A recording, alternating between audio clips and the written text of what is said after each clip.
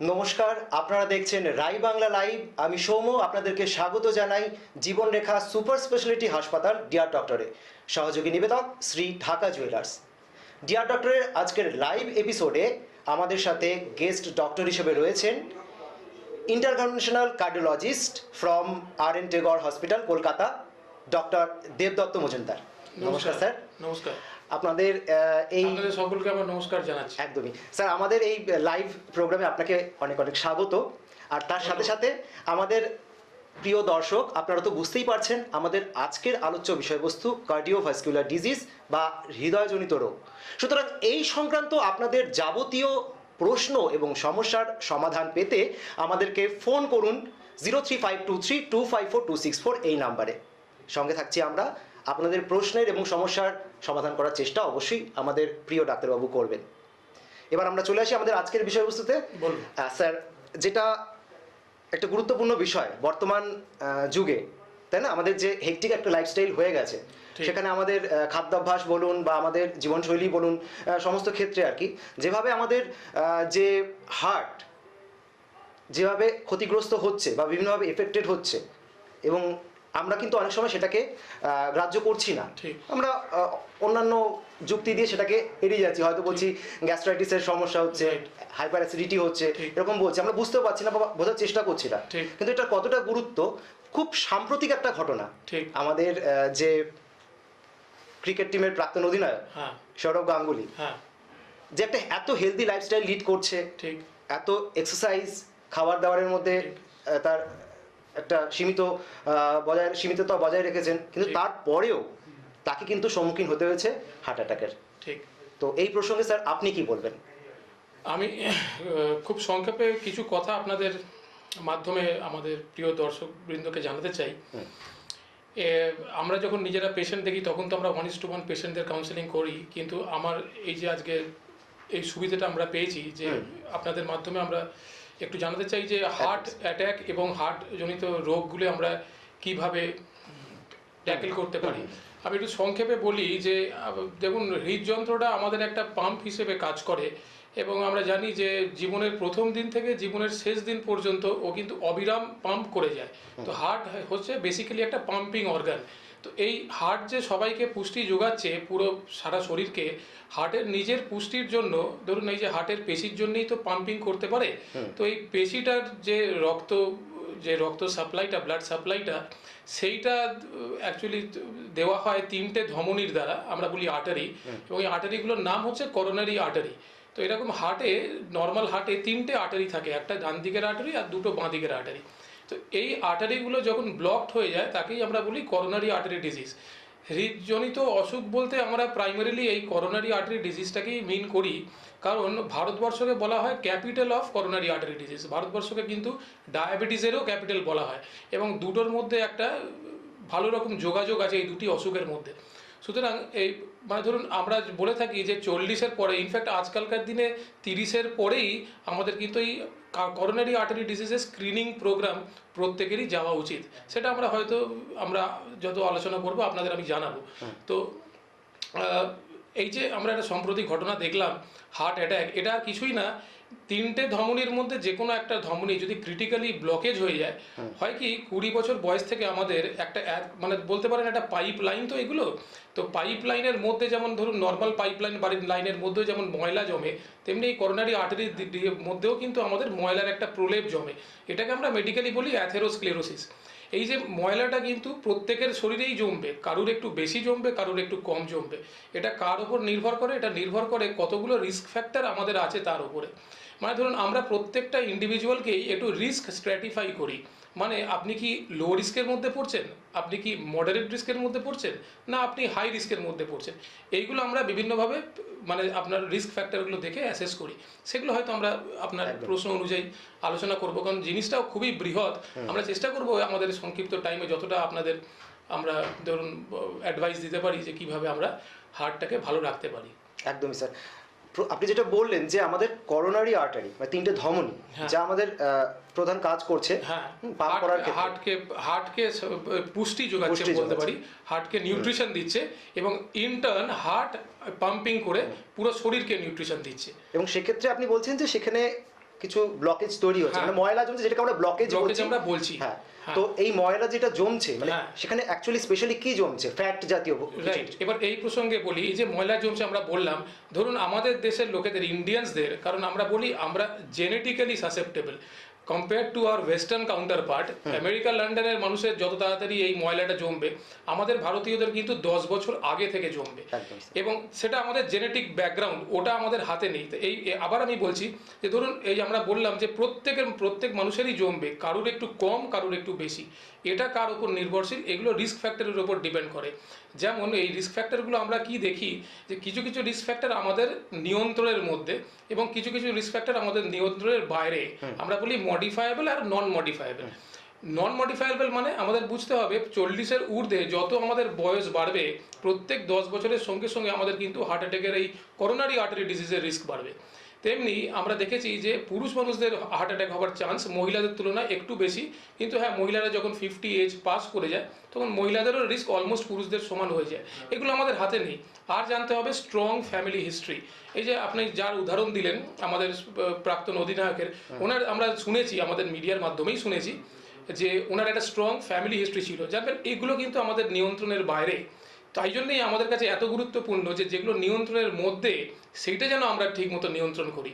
আর যথা এখানে আমি খুব হেভিলি স্ট্রেস এবং এমফাসাইজ করব যে স্মোকিংয়ের ব্যাপারে। ধূমপান কিন্তু আমি ধরুন কার্ডিওলজিস্ট হিসেবে বলতে পারি, আমি আমার প্রত্যেক পেশেন্টকেও বলি কাউন্সেলিং, ধূমপান করলে কিন্তু আমরা কিছুই করতে পারবো না। এটা আমরা জানি, এটা পার্সোনাল চয়েস, কিন্তু আমরা যদি হার্টটাকে ভালো রাখতে চাই স্মোকিংটা কিন্তু বর্জন করতেই হবে। এর পরের ফ্যাক্টরটাই আসছে কিন্তু ডায়াবেটিস।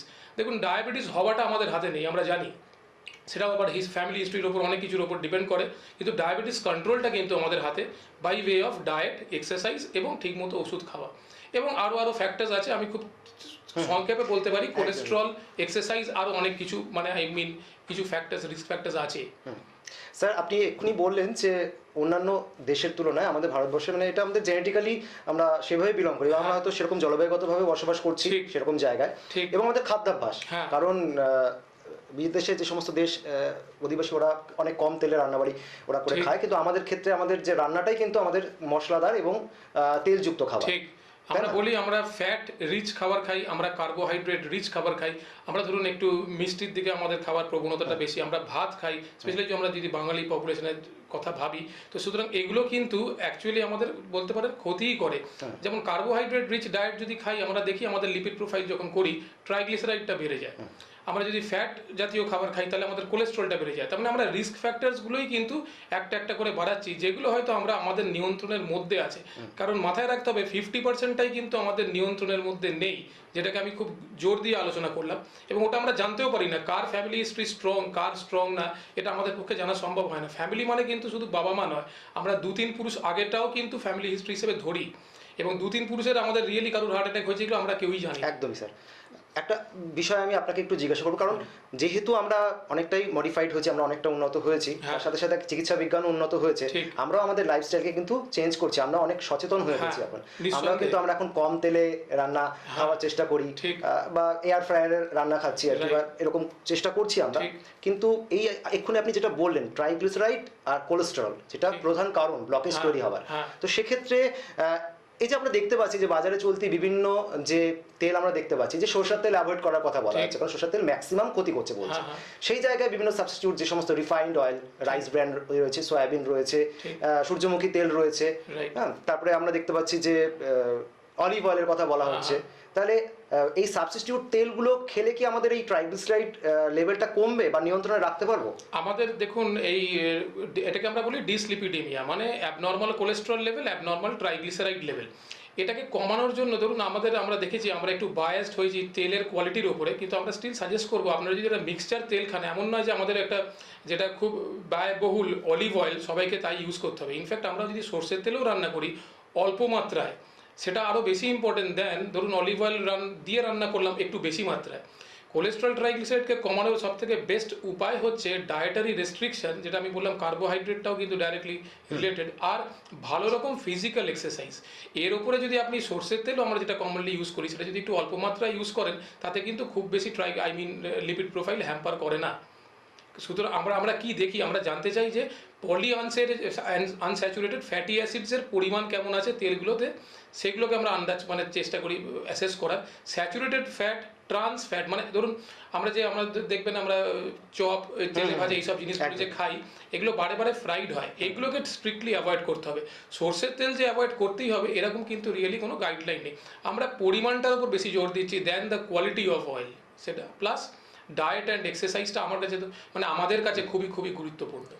স্যার আরেকটা প্রশ্ন আমি রাখবো এই খাওয়া দাওয়া সংক্রান্তই, সেটা হচ্ছে যে তেলটাকে অবশ্যই আমাদেরকে কন্ট্রোল করতে হবে, কিন্তু এই যে মশলা, আমরা যে বিভিন্ন ধরনের মশলা দিয়ে রান্না খাই, আমরা ধরুন পেঁয়াজ, রসুন, আদা বা হলুদ বা বিভিন্ন ধরনের যে গরম মশলা আমরা ব্যবহার করি, সেক্ষেত্রে কি কোনো সমস্যা হতে পারে? না, এটা মিথ যে মশলাদার খাবারটাও সমস্যা? মশলাদার খাবারটা ধরুন ডিরেক্টলি হয়তো কার্ডিয়াক হেলথের ওপর অতটা এফেক্ট না করলেও ওভারঅল হেলথ যদি আপনি দেখেন তাহলে নিশ্চয়ই অনেকের পেটের সমস্যা হতে পারে। সুতরাং আমাদের অ্যাডভাইস সবসময় থাকে আপনারা প্রত্যেকটাই শখের খাবার খেতে পারেন। অনেকেই আমাদের জিজ্ঞেস করে আমরা রেড মিট খেতে পারি কিনা, আমরা কিন্তু বলি যে মান্থলি আপনার যদি খুব অল্প পরিমাণে রেড মিট খান তাতে আপনার বিরাট কিছু হ্যাম্পার্ড হবে না। আপনাকে ব্যাপারটাকে সম্মিলিতভাবে দেখতে হবে, কি ডায়েট ওভারঅল সারা মাসের অ্যাভারেজ কি ইউজ করলেন, সারা মাসে আপনার কতটা তেল খরচা হলো, কতটা আপনি ডেলি এক্সারসাইজ করলেন, অ্যাটলিস্ট আধা ঘন্টা থেকে যদি 1 ঘন্টা আমরা রেগুলারলি এক্সারসাইজ করতে পারি, তাতে যদি আমাদের ধরুন 2 চামচ তেল আমাদের শরীরে বেশি চলে গেল তাতে অতটা হ্যাম্পার্ড হয় না। সব কিছু মিলিয়ে কিন্তু আমাদের হার্টের হেলথের ওপর জোর দিতে হয়। সেখানে আমি আবার জোর দিচ্ছি কিন্তু ধূমপান না করাটার ওপরে। ওটা আমার কাছে সব থেকে, যদি বলেন টেক হোম মেসেজ আমরা কী নেবো, ওটা আমার কাছে টেক হোম মেসেজ যে নো স্মোকিং আর regular physical exercise. Dietary variation কিন্তু একটু আমাদের বাঙালিদের মধ্যে হয়েই থাকে, ওটা এমন কিছু কিন্তু বিরাট অফেন্স নয়। আচ্ছা স্যার, যেটা আরেকটা বিষয়বস্তু আপনাকে একটু জিজ্ঞাসা করছি, সেই বিষয়টা আমাদের বিশেষভাবে প্রভাব ফেলছে আমাদের দৈনন্দিন জীবনের ক্ষেত্রে, যে এই যে স্ট্রেস লেভেল, আমরা প্রচণ্ড কাজে ব্যস্ত হয়ে পড়ছি, নিজেদেরকে ব্যস্ত রাখছি, ঠিক আছে, যেখানে আমাদের কিন্তু রিল্যাক্স করার সময়টাই কমে যাচ্ছে, মানে সকাল থেকে রাত্রি পর্যন্ত আমরা কাজে নিজেদেরকে ব্যস্ত রাখছি এবং হয়ে গেছে তাই। ইভেন অনেকে যাদের নাইট শিডিউল থাকে বিভিন্ন কাজের ক্ষেত্রে, ঘুম কতটা দরকার বা লেট নাইট করে ঘুমালে কি ক্ষতি হতে পারে বা হার্টের ক্ষেত্রে কি কোনো সমস্যা হতে পারে? ঠিক, খুবই খুবই গুরুত্বপূর্ণ প্রশ্ন করেছেন আপনি। যে ধরুন আমার যেটা আমি হয়তো তখন একটা মিস আউট করেছি, যে রিস্ক ফ্যাক্টর যখন আমরা মডিফায়েবল রিস্ক ফ্যাক্টর বলেছিলাম, আমরা জোর দিয়েছিলাম স্মোকিংয়ের ওপর, ডায়াবেটিসের ওপর, ট্রাইগ্লিসারাইড কোলেস্টেরলের ওপরে, ওবেসিটি মানে একটু ওজন বেড়ে যাওয়ার ওপরে। জানবেন আজকালকার এই যে উনি যেটা বারবার হাইলাইট করছেন যে লাস্ট 20 ইয়ার্স ধরে আমরা দেখছি ইমোশনাল স্ট্রেস বা মেন্টাল স্ট্রেস কিন্তু আরেকটা ইকুয়ালি ইম্পর্টেন্ট রিস্ক ফ্যাক্টর। বলতে পারেন যে একজন স্মোকিং করছেন যা তার রিস্ক অফ হার্ট অ্যাটাক হবে, একজনের যদি উইদাউট স্মোকিং ইমোশনাল স্ট্রেস খুব মারাত্মক লেভেলের হয়, ওনার রিস্ক অফ হার্ট অ্যাটাক কিন্তু আর্গুয়েবলি স্মোকিংয়ের থেকেও বেশি হবে।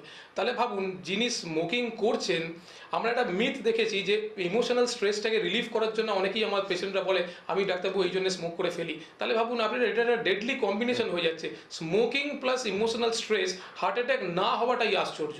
সুতরাং ইমোশনাল স্ট্রেসটা কিন্তু একটা অ্যাডেড নিউ আর রিস্ক ফ্যাক্টর। জানবেন ফিজিক্যাল স্ট্রেস কিন্তু হিউম্যান বডি টলারেট করে নেয়, মেন্টাল স্ট্রেস কিন্তু টলারেট করে না। আরেকটাও জিনিস জানবেন, স্মোকিং কিন্তু আপনি দেখতে পাচ্ছি একজন স্মোকিং করছেন, ফ্যামিলি মেম্বার কিন্তু জানতে পারেন বা লুকিয়েও যদি করেন, মানে কিন্তু ইমোশনাল স্ট্রেস এমন একটা জিনিস মানুষ যদি শেয়ার না করে, আমরা বলি না বাংলায় যে ধরুন গুমড়ে গুমড়ে থাকা নিজের মধ্যে, স্ট্রেসটাকে আমরা ডিস্ট্রেস করার মতো কিছু পাচ্ছি না, সেটা কিন্তু একটা major risk factor for coronary artery disease. তাদের রিস্ক ডিস্ট্রেস করার জন্য যেগুলো লাগে, আবার এক্সারসাইজের রোল আসছে, আবার সম্ভব হলে মেডিটেশনের রোল আসছে, কিন্তু ইমোশনাল স্ট্রেস কিন্তু খুবই খুবই ক্ষতিকারক। স্যার একটু ইন্টারাপ্ট করছি, আমাদের এক দর্শক বন্ধু ফোন করেছেন, দেখিনি কে রয়েছে। হ্যালো হ্যালো হ্যালো, হ্যাঁ নমস্কার, কে বলছেন? আমি তপন দাস বলছিলাম। তপন দাস, বলুন স্যারের কাছে আপনার প্রশ্ন রাখুন।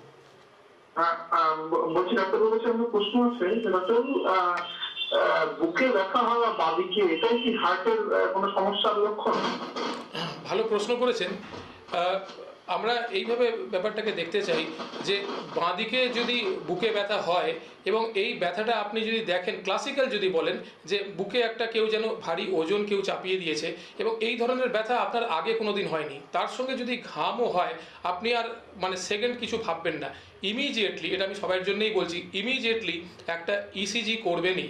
একটা ইসিজি ধরুন আপনারা আগে থেকেই প্রিপেয়ার থাকবেন যে আমার কিছু অসুবিধে হতে পারে, উল্টোটা নয় আমার কোনোদিনই কিছু অসুবিধে হতে পারে না।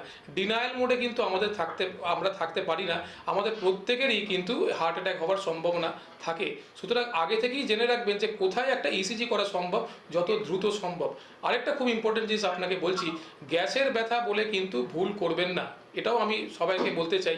যদি এটা গ্যাসের ব্যথা হয়েও থাকে, একটা ইসিজি করেই কিন্তু প্রমাণ করবেন যে এটা হার্টের ব্যথা নয়, এটা গ্যাসের ব্যথা। কারণ আমরা দেখেছি, আমরা যেহেতু ইন্টারভেনশন কার্ডিওলজি করি, আমরা পেশেন্টদের ঠিক যে সময় পাওয়া উচিত হার্ট অ্যাটাকের পেশেন্টদের, তার থেকে টাইম অনেকটাই বিলম্ব হয়ে যায়। পেশেন্টরা একটা ভুল ধারণায় থাকে হয়তো গ্যাসের ব্যথা, যখন ওটা সারে না তখন হয়তো অনেকটাই টাইমই হার্টের ক্ষতি হয়ে গেছে।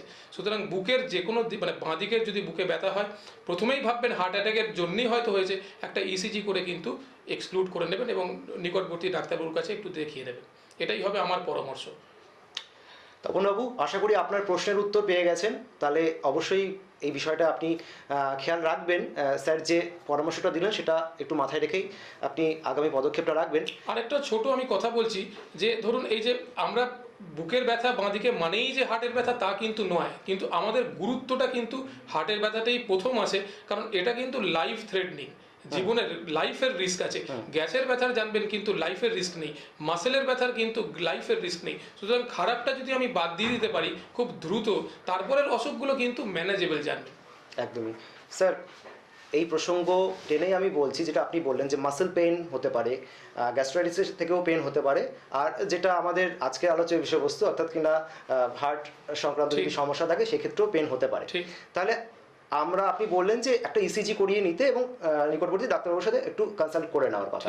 তো এই যে পেন যখন হবে বা এটা কতক্ষণ থাকছে, কন্টিনিউয়াস থাকছে, মানে আমি একটু যে কনফার্ম হব। আমি বুঝেছি, সিম্পটোম্যাটিক্যালি আমরা যদি বুঝতে চাই যে এটা সত্যি কি হার্টের, তাহলে ধরুন যদি যাদের হার্ট অ্যাটাক হবে, তা আমি যেমন বললাম কম্প্রেসিভ চেস্ট পেন, মানে বুকের বাঁদিকে কেউ একটা ওজন চাপিয়ে দিয়েছে, এবং হয় এটা সেন্ট্রালি, যে কেউ একটা ওজন চাপিয়ে দিয়েছে, তার সঙ্গে ঘাম হওয়াটা, এটা একটা ক্লাসিক্যাল সিমটম। তার সঙ্গে ধরুন এই ব্যথাটা রেডিয়েট করে হাতের দু হাতের নিচের দিকে, এরকম মিডিয়ালি কিন্তু রেডিয়েট করে। আরেকটাও জিনিস মাথায় রাখতে হবে, হার্টের নিচের দিকে যদি অ্যাটাক হয়, আমরা বলি ইনফিরিয়ার ওয়াল, তখন কিন্তু আর বুকে ব্যথাটা হয় না, অনেক সময় পেটের ওপরের অংশটাও কিন্তু ব্যথা হয়। তখন আরও আমরা হয়তো ভাবতে পারি যে এটা হয়তো পেট, হয়তো যেটা অ্যাসিডের ব্যথা, কিন্তু তার সঙ্গেও যদি বমি হয়, তার সঙ্গে যদি পেশেন্ট অজ্ঞানের মতো হয়ে যায়, জানতে হবে এটা কিন্তু একদম দ্রুত একটা ইসিজি করে আমাদের দেখে নেওয়া উচিত। এটা গেল অ্যাটাকের প্রসঙ্গ। কিন্তু ধরুন আমরা যেটাকে বলি হার্টের পেন, ওটাকে আমরা বলি অ্যাঞ্জাইনা পেক্টোরিস বলি। তার মানে হচ্ছে ধরুন আমি রেস্টে যখন আছি আমি ভালো আছি, কিন্তু যখনই আমি একটু এক্সার্ট করছি, 2 কদম জোরে হাঁটছি, তখন কিন্তু আমার বুকে ব্যথা হচ্ছে, আবার রেস্ট নিলে রিলিফ হয়ে যাচ্ছে। সেটা আমাদের বুঝতে হবে যে চান্সেস আছে এটা কিন্তু হার্টের ব্যথা হতে পারে। আবার সেই আমাদের নিজেদের পরীক্ষার মধ্যে নিজেদেরকে ফেলে দিতে হবে, যে কনফার্ম করার জন্য সত্যি কি এটা কার্ডিয়াক পেন না নন কার্ডিয়াক পেন। এটাই তো আমাদের কাজ, যে এক্সক্লুড করা, ইনক্লুড করা, যে কোনটা হার্ট খারাপ আর কোনটা নন কার্ডিয়াক, অতটা সিরিয়াস নয়। একদমই। এখন সময় হয়ে গেছে একটা ছোট্ট বিজ্ঞাপন বিরতি নেওয়ার। সঙ্গে থাকুন, দেখতে থাকুন রাই বাংলা। ফিরে এলাম বিরতির পর। আপনারা দেখছেন জীবনরেখা সুপার স্পেশালিটি হাসপাতাল, ডিয়ার ডক্টর, সহযোগী নিবেদক শ্রী ঢাকা জুয়েলার্স। আর আজকে আমাদের সাথে রয়েছেন বিশিষ্ট কার্ডিওলজিস্ট ডক্টর দেবদত্ত মজুমদার। স্যারকে আরও একবার স্বাগত আমাদের লাইভ স্টুডিওয়ে।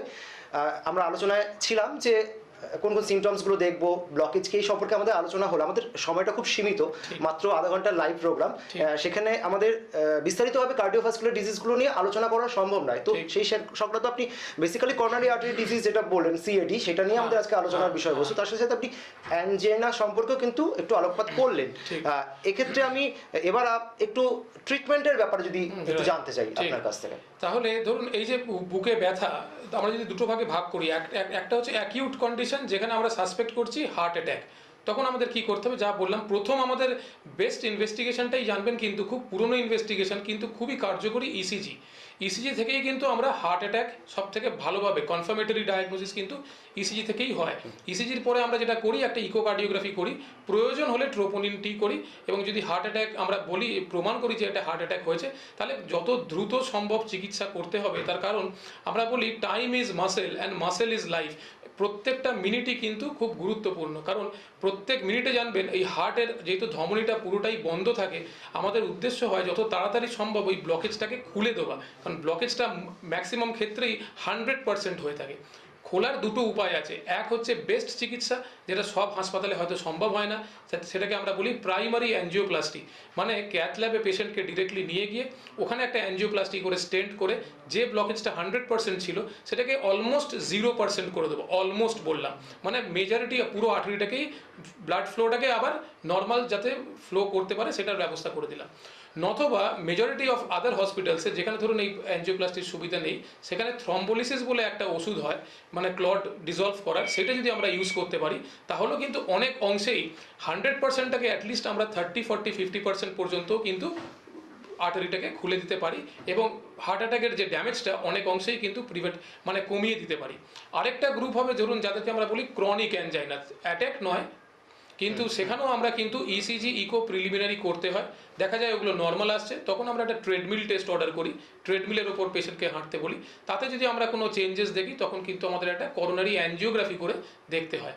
রোগ নির্ধারণ করার এইগুলোই হচ্ছে উপায়। ওকে স্যার, একটা ফোন রয়েছে, আমরা ফোনটা নিয়ে নিই। কে রয়েছেন? হ্যালো হ্যালো, কে রয়েছেন সঙ্গে? হ্যালো, হ্যাঁ নমস্কার, বলুন কে বলছেন? বলছি আমি হেমতাবাদ থেকে রাহুল সরকার বলছিলাম। রাজীব? রাহুল সরকার। রাহুল, রাহুল হেমতাবাদ থেকে। রাহুল, আপনার প্রশ্ন রাখুন স্যারের কাছে। প্রশ্নটা হচ্ছে একটু ব্যক্তিগত, মানে অ্যাকচুয়ালি আমি না চেন স্মোকার টাইপের, একটু বেশি পরিমাণে স্মোক করি। আচ্ছা। তো আমার এখনো অব্দি কোনো সমস্যা হয়নি, তবে ভবিষ্যতে মানে এখন এটা তো বুঝতে পারছি আমার একটু শ্বাসকষ্ট, মানে একটু হয়তো দৌড়লে অথবা একটু জোরে হাত দিয়ে হাঁপিয়ে যাচ্ছি, তো আমার কোনো যে সলিউশন পাই এখান থেকে, মানে এটার জন্য আমার হার্টে কোনো সমস্যা হতে পারে কিনা অথবা কিছু, এই মুহূর্তে এখনো কোনো সমস্যা নেই, বললাম যে শুধুমাত্র খুব ডাক্তার মতো হাঁপিয়ে যাই। ঠিক আছে রাহুল, আপনি সঙ্গে থাকুন স্যার। আশা করি আপনি আমাদের কথাবার্তা শুনেছেন এবং জানবেন। আমি আবার একইভাবে বলছি যে আপনার কিন্তু আজকে হার্ট অ্যাটাক হয়নি বলে আপনি রিল্যাক্সড ওইভাবে থাকবেন না। আমি খুব জোর দিয়ে বলছি আপনি সম্ভব হলে কাল থেকেই কিন্তু ধূমপান ত্যাগ করুন। এই যে আপনি বললেন হাঁপিয়ে যাচ্ছেন, এটা কিন্তু করোনারি আর্টারি ডিজিজ থেকেও হতে পারে, যেটা হওয়ার সম্ভাবনা প্রবল আপনার ক্ষেত্রে। কারণ দেখুন স্মোকিং ছাড়াও তো আমাদের অনেকগুলো ফ্যাক্টর আমরা আলোচনা করলাম। ধরুন এটা স্মোকিং কিন্তু শুধু হার্টকেই ড্যামেজ করবে না, স্মোকিং কিন্তু ইকুয়ালি লাংসকেও ড্যামেজ করেছে এবং করবে। ধরুন সিওপিডি হওয়ার চান্সেস খুব হাই। তো দুটোর কারণেই both COPD as well as heart disease দুটো মিলিয়েই কিন্তু আপনার হাঁপানির কারণ হতে পারে। নিশ্চয়ই আপনি দ্রুত ডাক্তারবাবুকে দেখিয়ে ইনভেস্টিগেট করুন যে কেন হাঁপানি হচ্ছে, কিন্তু সর্বোপরি ধূমপানটা কিন্তু ত্যাগ করতেই হবে। এটাই হবে আমার অ্যাডভাইস সবাইয়ের কাছে। এবং বলতে পারেন আমি করজোরে রিকোয়েস্টও আপনাদের করব যে দয়া করে ধূমপান এই যুগে করবেন না, কারণ ধূমপান ছাড়াও এতগুলো রিস্ক ফ্যাক্টর আছে যে ওইটা নিজের ইচ্ছে ওটা আরেকটা রিস্ক ফ্যাক্টর আপনার বাড়িয়ে দেবেন না। একদমই স্যার, এই প্রসঙ্গে আমি একটু জিজ্ঞাসা করি। আপনি এক্ষুনি বললেন যে যাদের সিওপিডি প্রবলেম থাকতে পারে, মানে পালমোনোলজিক্যাল যে সমস্ত সমস্যা যে সমস্ত পেশেন্টদের রয়েছে, তাদের কিন্তু একটা রিস্ক থাকছে হার্টে ব্লকেজ হওয়ার, তাই তো? ঠিক। সেটা বয়সজনিত কারণেও হতে পারে, বা তার যদি আগে থেকে সিওপিডি প্রবলেম থাকে সে কিন্তু হার্টের সমস্যার সম্মুখীন হতে পারে। ঠিক। হার্ট সিওপিডি থাকলে যেটা আমরা বলি, ধরুন সিওপিডির যে রিস্ক ফ্যাক্টর, আবার আমি হয়তো একই কথা বলে ফেলছি, মেজর রিস্ক ফ্যাক্টর কিন্তু আবার স্মোকিং এবং করোনারি আর্টারি ডিজিজ আপনারা শুনলেন, মেজর রিস্ক ফ্যাক্টর সেই স্মোকিং। কিন্তু সিওপিডি পার সে কিন্তু করোনারি আর্টারিকে এফেক্ট করে না, মূলত ডান দিকের হার্টটাকেই এফেক্ট করে। আমরা বলি ডান দিকের একটা প্রেশার, পালমোনারি আর্টারি প্রেশার, সেটা বেড়ে গিয়ে ডান দিকের হার্টের ওপর কিন্তু চাপ সৃষ্টি করে। যদি সত্যি সিওপিডির ওপর আমরা একটু আলোকপাত করি, সিওপিডির থেকে ডান দিকের হার্টের ইনভলভমেন্ট হয়। কিন্তু যেহেতু আমরা বললাম রিস্ক ফ্যাক্টরগুলো কমন, দুটোই কিন্তু সমান তালে, যেমন ওনার ক্ষেত্রেই সিওপিডিও হতে পারে আবার করোনারি আর্টারি ডিজিজও হতে পারে। একদম স্যার। আরও একটা ফোন রয়েছে, আমরা ফোনটা নিয়ে নিই। হ্যালো, কে বলছেন? হ্যালো, হ্যাঁ বলুন। আমি অনন্যা বলছি বিনগর থেকে। অনন্যা বিনগর থেকে বলছেন, স্যারের কাছে প্রশ্ন রাখুন। হ্যাঁ হ্যালো, হ্যাঁ বলুন, আপনার প্রশ্ন রাখুন স্যারের কাছে। হ্যাঁ আমার মা 53+ এজ, তো রাতে এখন ঘুমের সময় হচ্ছে কি প্রচন্ড জোরে জোরে নাক ডাকছে। আমার মা অলরেডি ডায়াবেটিস এবং হাইপার টেনশনের রোগী, তো মানে এটা ঠিক আমরা বলছি এটা যদিও আমাদের ডিরেক্টলি আজকে আলোচ্য বিষয় না, তবে একটা ভালো প্রশ্ন আপনি করলেন যে রাত্রিবেলা যদি নাক ডাকে কোনো পেশেন্ট, তাহলে আমরা ধরুন না দেখেও বলতে পারছি যে কিছুটা হয়তো ওবিজ উনি হবেন, বডি ওয়েটটা একটু বেশি, তাদেরই হওয়ার চান্সটা বেশি। এটাকে আমরা বলে থাকি অবস্ট্রাকটিভ স্লিপ অ্যাপনিয়া। মানে যখন একটা পেশেন্ট ঘুমোচ্ছেন তখন এই মাসেলসগুলো রিল্যাক্স হয়ে গিয়ে ঠিকমতো নিঃশ্বাস প্রশ্বাসের চলাচলটা হয় না। এটা কিন্তু একটা স্লিপ স্টাডি আমাদের করতে হয়। স্লিপ স্টাডি করে আমাদের প্রমাণ করতে হয় এটা অবস্ট্রাকটিভ স্লিপ অ্যাপনিয়া। এবং একটা সিপ্যাপ বলে মেশিন হয়, আজকাল অনেক রকম মডিফিকেশন বেরিয়েছে, খুব ছোট্ট মেশিন দিলে কিন্তু এই জিনিসটা হয় না।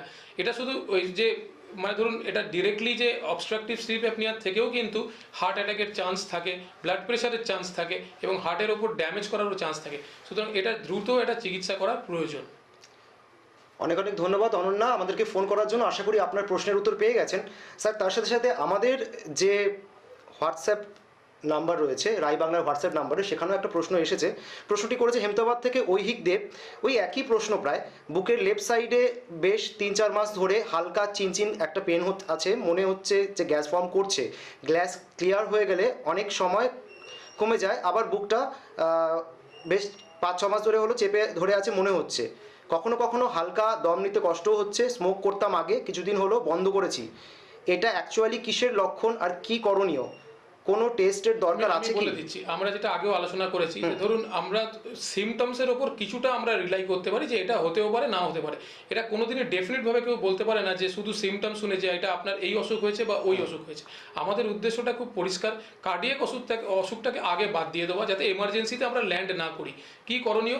রেস্ট কিছু টেস্ট করতে হয়, যেমন basic investigation, ECG and echocardiography. এটা আমরা রেস্টে করি যখন পেশেন্ট শুয়ে আছে। যখন আমরা দেখি রেস্ট পরীক্ষাগুলো নর্মাল আছে, তখন আমরা স্ট্রেস পরীক্ষা করি। স্ট্রেস মানে পেশেন্টটি যখন হাঁটছে, জোরে হাঁটছে, দৌড়চ্ছে, তখন কি কোনো ইসিজির চেঞ্জ, ওটাকেই বলে ট্রেডমিল টেস্ট। তাহলে ইসিজি ইকো যদি নর্মাল থাকে, আমাদের রেকমেন্ডেশন হয় ট্রেডমিল টেস্ট। এগুলো সবই কিন্তু চিকিৎসকের পরামর্শে করবেন, অ্যাকর্ডিংলি কিন্তু গাইড করতে হবে যেটা কার্ডিয়াক পেন হচ্ছে না অন্য কোনো কারণ থেকে হচ্ছে। ওকে ঐহিক, তাহলে আপনি দেখছেন নিশ্চয়ই আমাদের এই প্রোগ্রাম, আপনার প্রশ্নের উত্তর আশা করি পেয়েই গেছেন। এইভাবেই আপনাদেরকে আমরা পাশে চাই, আগামী দিনেও আপনারা আমাদেরকে ফোন করবেন এবং তার সাথে সাথে কিন্তু আপনাদের যে প্রশ্ন আমাদের যে হোয়াটসঅ্যাপ নাম্বার রয়েছে রাই বাংলার হোয়াটসঅ্যাপ নাম্বার, সেই হোয়াটসঅ্যাপ নাম্বারও সেই সমস্ত প্রশ্ন রাখতে পারেন, আমরা সেই সমস্ত প্রশ্ন উত্তর দেওয়ার চেষ্টা করব। কিন্তু আমাদের হাতে স্যার আর বিশেষ সময় নেই, আমাদের সময়টা খুব অল্প, তাই আজকের মতো আমাদেরকে এখানেই বিদায় নিতে হবে। আপনি আপনার বিজি শিডিউল থেকে এখানে এসেছেন, একটা মূল্যবান সময় আমাদেরকে দিলেন। আমাদের বহু ভিউয়ার্স যারা রয়েছেন তারা কিন্তু উপকৃত হলেন আপনার এই মূল্যবান যে সমস্ত বক্তব্য এবং পরামর্শগুলো থেকে। অনেকে ফোনও করলেন, তাদের প্রশ্নের উত্তরও আমরা দেওয়ার চেষ্টা করলাম। কিন্তু আজকে তো আমাদেরকে বিদায় নিতেই হবে। সুতরাং আপনারা ভালো থাকুন এবং সুস্থ থাকুন, দেখতে থাকুন রাই বাংলা। শুভরাত্রি, নমস্কার। নমস্কার।